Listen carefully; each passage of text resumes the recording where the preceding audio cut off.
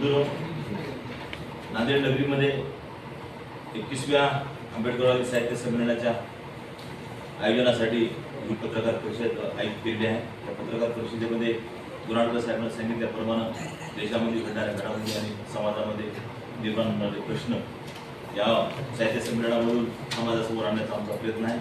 नांदेड शहर महानगरपालिका कामगार कर्मचारी युनियनचा 200 वर्ष हा या ठिकाणी साजरा होत आहे।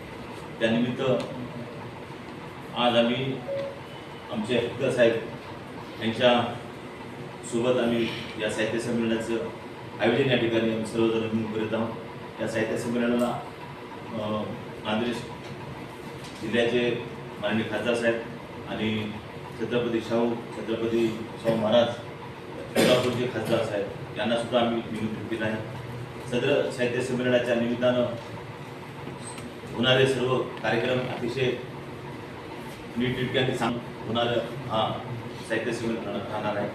त्याच्यामध्ये आवटे साहेब सुद्धा या कार्यक्रमाला उपस्थित राहणार होतं। माझ्या पत्रकार बंधूंना मी कळकळीची विनंती करतो की आमच्या या साहित्य संमेलनासाठी आपण चांगल्या स्वरूपाची परिस्थिती द्यावी आणि आम्हाला सहकार्य करावं, एवढं मी या ठिकाणी आवाहन करतो।